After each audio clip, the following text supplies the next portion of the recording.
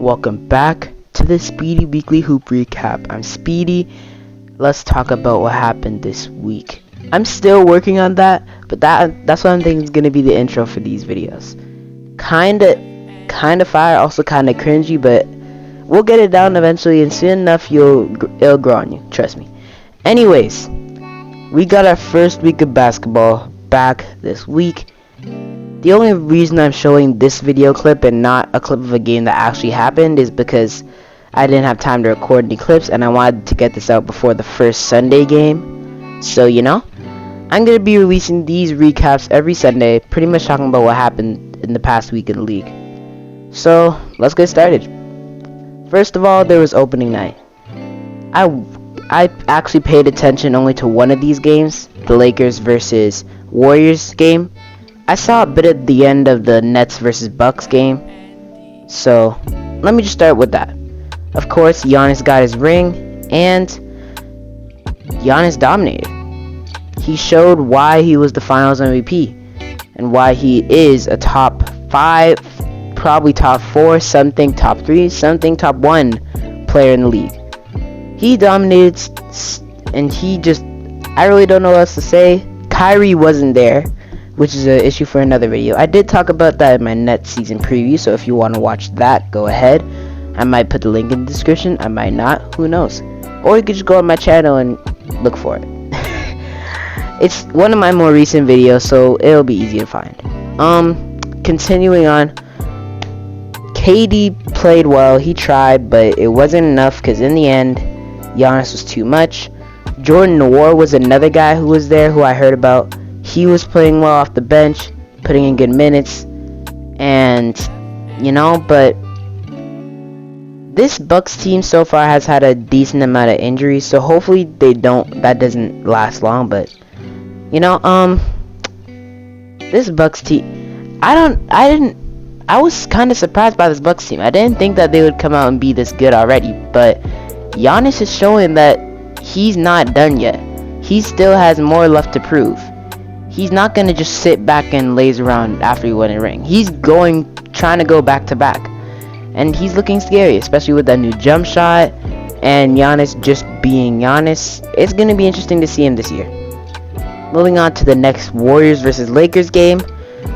That was definitely an interesting game to watch. The Lakers had it in the bag the whole game. It was just great to see LeBron back on the court. Watching this game, seeing LeBron and AD dominate was amazing. I really liked that, and they were dominating throughout most of the game, and they should have gotten the win the way those two were dominating, but at the end of the game, their defense wasn't doing it, and Russell Westbrook, man. I don't know how this is going to work with Russell Westbrook. Westbrook has been struggling his first few games. You like to put shooters around guys like LeBron and Westbrook, but when you have both of them on the same team, and neither of them are really reliable shooters, yes, LeBron has improved his 3-point shot, but he's not 100% reliable shooter. Like, you trust him 100% to make that shot. He's not like a Joe Harris guy, but not many guys. He's not like a James Harden or a Kyrie Irving even. He's just like LeBron. It's just Westbrook, he's even worse, because I'm guessing LeBron's going to be the main playmaker on this team, or he's going to be the guy who has the ball in his hands the most, because he's going to be able to score, he's going to be able to play make, he's going to be able to do both those things. When those two are on the court together, and LeBron kicks it out to Westbrook for the 3, I don't know how that's going to work out, because then Westbrook can't really shoot the best. So either Westbrook's throwing up a brick, or he's driving in and trying to kick it out to somebody else for the wide open 3. And at that point, there's really no point of LeBron passing to Westbrook if you're just going to do the exact same thing LeBron did. Might as well pass to a guy like Bazemore or Ellington when he comes back, Ariza when he comes back, even AD. AD could shoot better than that. So I don't know, maybe they need to have those two on the court at different times. That's probably the best option. That's one of the main things I want to talk about with opening night. The first 2 nights you always gotta talk about, because the first night has the most interesting games, and the second night has the games where literally almost every team plays. So, night 2, Of course, I didn't get to watch all the games. Actually, I only got to watch one of them because I'm a Raptors fan, so of course I had to watch Raptors Wizards. And it wasn't much to watch, to be honest. It was just the Raptors did lose, and it was a pretty low-scoring game, but it just showed that this team, although they are really good defensively, they're still really young and they need time to develop. After they develop, then I think they'll be good, but for now, they do need help. I'm glad that Dragic is there to give the team some veteran experience, and maybe he could act as like a mentor for the rest of the young guys. So, but other than that, all I have to say about this team is they're young. I did hear about the other games that happened. For example, Celtics versus Knicks, the double OT game. I heard that Jaylen Brown went off, but at the end of the game, guys like Kemba and Fournier came in the clutch. Or was it Derrick Rose? I really can't remember. But yeah, those guys came in the clutch apparently, and they won the game. So, that could have been. It shows that the Knicks had a W of an offseason, because the guys who they signed, who they picked up, are already contributing for the team. So that's actually really good to see. Moving on to the other games that happened that day. There was Hornets versus, I think it was the Pacers. I heard the Pacers had a huge lead but blew it, and LaMelo went off. This could be LaMelo's first breakout year. Maybe he becomes an all-star. You never know, because Kyrie, it doesn't look like he's going to play this year. So that means one extra all-star spot opens up in the East. And maybe LaMelo takes that spot. Who knows? I think that would be really cool to see LaMelo break out, because I just like to see players do well. I'd like to see players thrive in the league. And if LaMelo could do that, if LaMelo can make an all-star game in his second year, that would be amazing. Moving on, I think that's all I really have to say about that day specifically. The next day I did watch a few of those games. On the Thursday, I did watch a bit of the Clippers-Warriors game, and wow. I didn't even talk about the Warriors yet. That is crazy. Steph Curry. First game against the Lakers, 21, 10, and 10. A 20-point triple-double. His first triple-double since 2016. Then second game, 45 points. He's really unstoppable right now. And he's on a hot streak. He's just... And this Warriors team is already looking deadly. When they get Clay back, it's over. And I know I had them low in my season predictions. That's mainly because I thought that before Clay came back, they were going to be kind of bad. And then when Clay came back, it would be too late, and Clay would be kind of rusty. And I didn't think they would be that good. And I know this might be an overreaction, but so far, they've looked amazing. Curry is a different breed. He's really different. And when I saw him at the end of that last game, I was watching it, and I saw Curry make those 2 threes. One of them literally from the logo in a close end of game situation. Steph Curry shot it from the logo. I mean, you can't really do anything against that at that point. Yeah, Steph Curry is really the main point about this is Steph Curry is amazing, and that's all I have to say. Moving on, the rest of the games that happened I did watch all the Raptors games that happened this week. So I did watch the Wednesday one, the Friday one, and the Saturday one. The Friday game, they faced the Celtics, and they actually beat the Celtics. This was the one game that I expected them to lose. I thought, hey, they could beat the Wizards, and they might lose to Luka, but they're definitely losing the Celtics, because the Celtics have been a pretty annoying team for the Raptors the past few years. But they won, and Scotty Barnes went off 25 points, 13 rebounds, had his first breakout game, first 20-point game in his career. I'm proud of him, man. He looks good. It looks like he's gonna be a great player for the Raptors in the future. Yeah, and I'm excited for Scotty Barnes. I also saw amazing play on defense from Delano Banton. If you look at the stat sheet, it didn't really look like he did much. If you don't know Delano Banton, by the way, he's the rookie that they drafted in the second round, like a 6'7" shooting guard / point guard thing. Yeah, so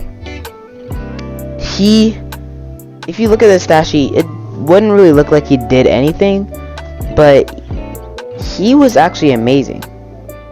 Banton was just, on defense especially, the defensive stops that he caused with his length and his wingspan, and it was amazing to see him play.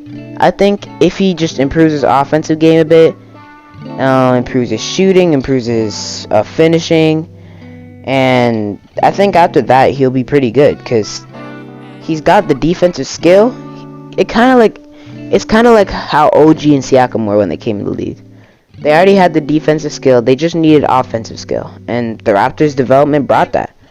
I think that the Raptors like drafting a lot of guys like that because they know they can develop them into really good players. So yeah, I mean, other than that, VanVleet and OG did struggle a bit in the first game, and then the second game they did a bit better, and then the third game OG was having an amazing game in the first half. He had like 2 posters, and but VanVleet, he was, so if OG and VanVleet just do better, and if Siakam comes back, this team will be well, not really amazing, but they'll be decent. They'll be really decent. Now, moving on. Is there any other teams in specific I really want to talk about? Like, I didn't really watch any other teams. I mean, the Clippers, I did see a bit of them, but I don't really have much to say about them. Other than, at the end, they choked. Zubac choked. Paul George choked. And Paul George did make it a closer game, but if this team wants to be good, pretty much Paul George has to go off. And now, my favorite part of the video, season awards. In this section of the video, I'll be just saying this, or not season awards, week awards. There's gonna be different week awards, so I'm thinking there's gonna be player of the week, so Powell. There's gonna be Powell, rookie of the week, Rowe. It's kind of like the NBA already has player of the week and player of the month and stuff, but I'm adding those things to my thing. And then I'm thinking we're also gonna have best team, BT, and most disappointing. Of course, we're gonna have most disappointing team, and then probably most surprising, or maybe surprising, or best performer or something. So for this week, those are the 4 awards I have right now. I think those are going to be the main ones. For this week, I might add some others throughout the year, but for now, that's it. This week, the MVP of the week, or player of the week, Powell, it's got to go to Steph Curry. 20-point triple-double and then a 45-point game. There's really no other right answer. The rookie of the week, that's actually a pretty hard question. You guys might say I'm a biased fan, but I'm going to give it to Scotty Barnes. First game he struggled a bit, but his second game, 25 and 13. And his third game, he had like 18 points or something like that. So, at the end of the day, he struggled in his first game, but he improved as the games went on. We didn't get to see Cade play yet, so we might see him win a few of these in the future, but for now, we're good. Moving on. What was the other awards I had? Player of the week, rookie of the week, most best team of the week, and maybe team of the week, and most disappointing team of the week. So Toe and MD Toe. Huh. Anyways, or Toe, I don't know. The the best team of the week for this week, I would say the Warriors, but I think I gotta say the Bulls. I didn't even talk about the Bulls because I didn't really watch their games, but from what I saw, the Bulls were looking good. They were dominating. They beat the Pistons. I think they faced them twice though, and the Pistons aren't that great of a team, but for now I'd say it'd be the Bulls. And the most disappointing team of the week, the Lakers. We saw the whole, I didn't even talk about the drama that happened with them in against the Suns. If you don't know about it yet, Rondo pointed a finger gun at a fan, and the fan moved his hand out of his face, and the fan got taken out of the game. Honestly, I think it's kind of stupid, because Rondo literally pointed a gun signal at his face, and he just didn't want him doing that. So he just moved it out of the way, but it's kind of stupid. But at the end of the day, you're not supposed to touch NBA players. It is kind of weird in that situation where you just got his hand out of your face because he was being like annoying. But it's like funny how it's kind of weird how any player could just do that. Anyways, moving on. The other one that happened in that game, AD and Dwight, the fight that they had on the bench. I didn't even talk about the NBA top 75 list. That's going to be the last part of the video. So, AD and Dwight had a little fight on the bench. AD put his hands on Dwight. So, this Lakers team is showing some red flags, but I think it's a bit too early to overreact. They still are the MD Tau, or MD Toe, something like that. They're still the MD Toe of the week. They're not team of the week, no. The MD Tau, or MD Toe, they're still the MD Toe this week. But, yeah. I'm not gonna overreact. They still have time to work out those problems and get better. And now, the last thing. NBA 75. They released the top 75 list.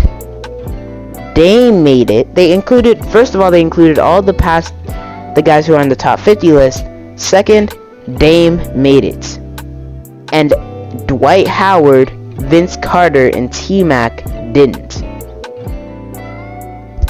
The NBA is saying Damian Lillard is better all time than Dwight Howard, Vince Carter, and Tracy McGrady. How? Damian Lillard isn't the top 75 player all time. Top 100? Maybe. Top 125? Definitely. But 75?